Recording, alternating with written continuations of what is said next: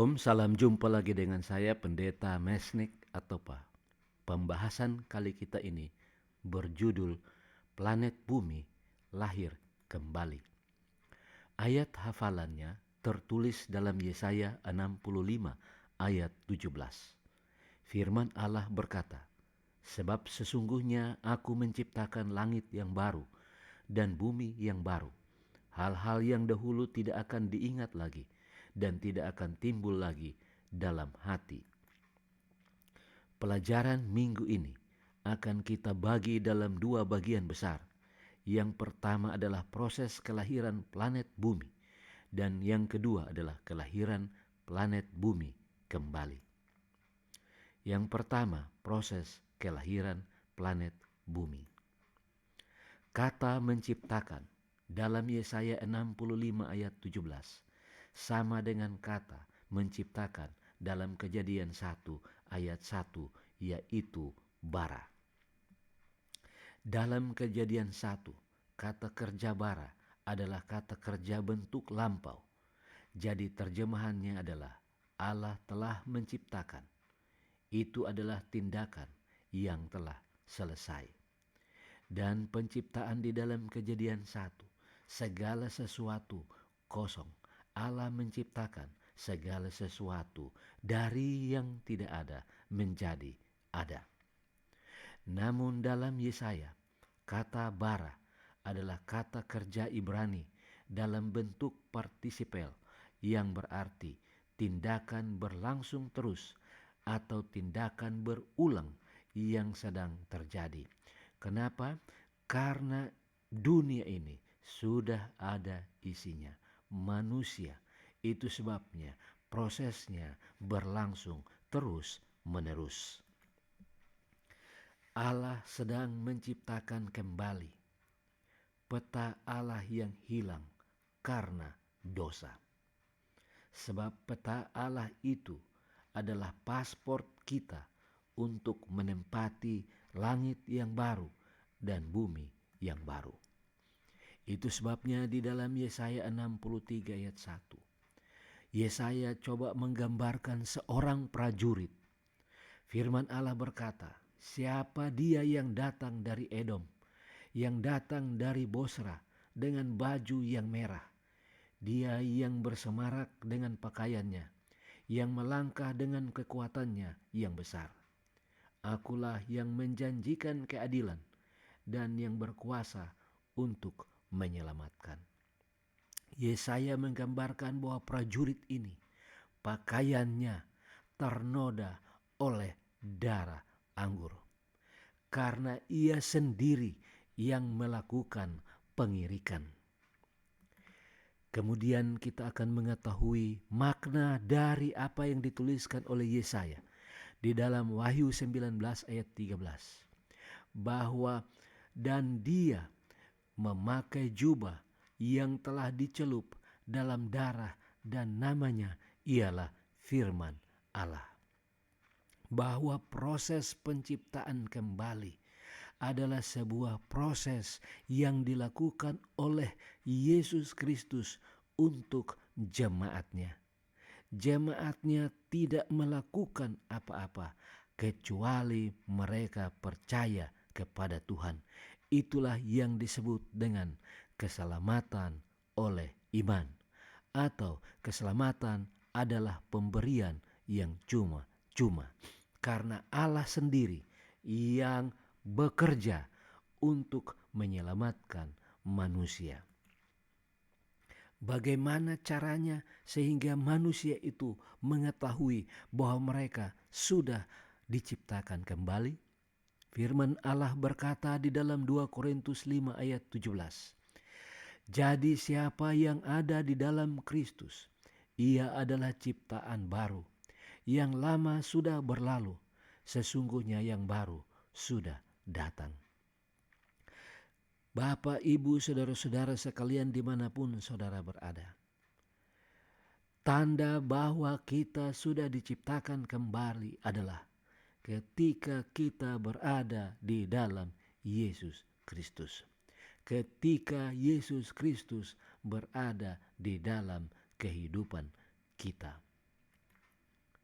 Sebelum dunia yang baru diciptakan kembali, Allah menciptakan kembali semua penghuninya supaya mereka layak menempati dunia yang baru itu. Apakah yang paling penting yang perlu dibaharui dari mereka yang berserah kepada Tuhan? Di dalam buku Yeskiel 11 ayat 19, firman Allah berkata, Aku akan memberikan mereka hati yang lain dan roh yang baru di dalam batin mereka. Juga aku akan menjauhkan dari tubuh mereka hati yang keras dan memberikan mereka hati yang taat. Mari kita memberikan hati kita untuk diciptakan kembali sehingga kita menjadi manusia baru yang layak menempati langit yang baru dan dunia yang baru. Hanya mereka yang sudah diciptakan kembali yang akan boleh tinggal di planet yang baru lahir kembali itu. Yang kedua adalah kelahiran planet bumi kembali. Setelah semua manusia yang diciptakan kembali sudah selesai, bukan berdasarkan jumlah, maka bumi ini sudah tidak layak lagi bagi mereka yang hidup baru. Itu sebabnya Tuhan Allah melalui Yesaya berkata, sebab sesungguhnya aku akan menciptakan langit yang baru dan bumi yang baru. Hal-hal yang dahulu tidak akan diingat lagi dan tidak akan timbul lagi di dalam hati. Apa itu? Dosa dan semua anasirnya tidak akan ada lagi di dunia yang baru tersebut. Apa yang membedakan bumi baru dengan bumi kita sekarang ini? Di dalam Yesaya 65 ayat 25, firman Allah berkata, serigala dan anak domba akan bersama-sama makan rumput, singa akan makan jerami seperti lembu, dan ular akan hidup dari debu. Tidak ada yang akan berbuat jahat atau yang berlaku busuk di segenap gunungku yang kudus, firman Tuhan. Bahwa dunia yang baru itu adalah dunia yang aman, dunia yang damai, tidak ada lagi saling takut satu sama lain. Manusia tidak takut lagi kepada binatang buas, dan binatang-binatang yang jinak sudah tidak takut lagi kepada manusia, karena semua kebiasaan di dunia yang lama sudah tidak ada lagi di dunia yang baru. Yesaya 65 ayat 20 menyatakan, di situ tidak akan ada lagi bayi yang hidup beberapa hari atau orang tua yang tidak mencapai umur suntuk. Sebab siapa yang mati pada umur 100 tahun masih akan dianggap muda, dan siapa yang tidak mencapai umur 100 tahun akan dianggap kena kutuk. Sebuah gambaran bahwa di dunia yang baru itu nanti kehidupan itu tidak ada batasnya. Dunia yang baru itu tidak mengenal usia muda, tidak mengenal usia tua. Yesaya 65 ayat 19. Firman Allah berkata, Aku akan bersorak-sorak karena Yerusalem dan bergirang karena umatku. Di dalamnya tidak akan kedengaran lagi bunyi tangisan dan bunyi erang pun tidak. Air mata duka cita tidak akan ada lagi.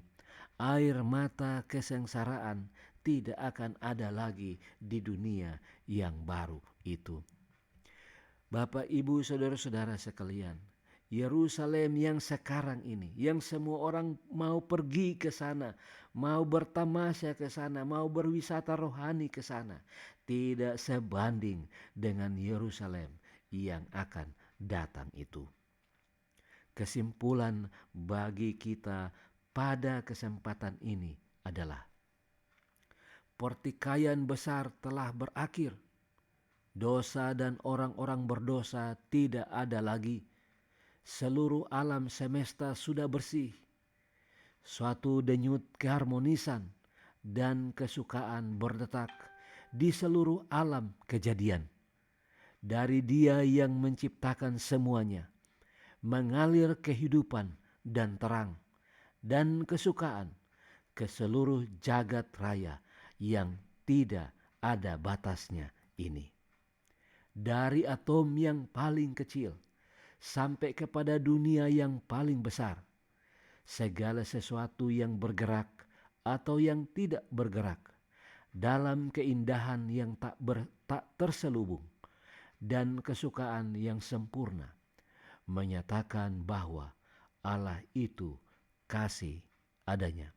Ellen G. White, Alfa dan Omega jilid 8, halaman 716. Bersediakah Anda untuk menempati dunia yang baru itu?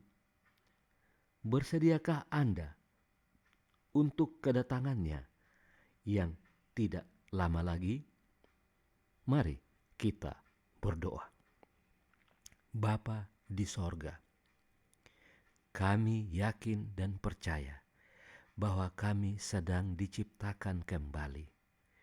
Hati kami sedang diganti dengan hati yang taat, sehingga kami menjadi ciptaan yang baru di dalam Yesus, sehingga kami layak tinggal di langit yang baru dan dunia yang baru yang diciptakan oleh Allah, di mana tidak akan ada lagi dosa, di mana tidak akan ada lagi usia tua, di mana tidak akan ada lagi tangisan kesengsaraan, karena bersama dengan Yesus adalah sukacita untuk selama-lamanya.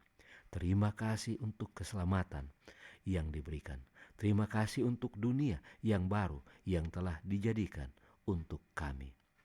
Karena kami mempersembahkan doa ini di dalam nama yang indah, nama Yesus Kristus, Tuhan dan Juru Selamat kami. Amin.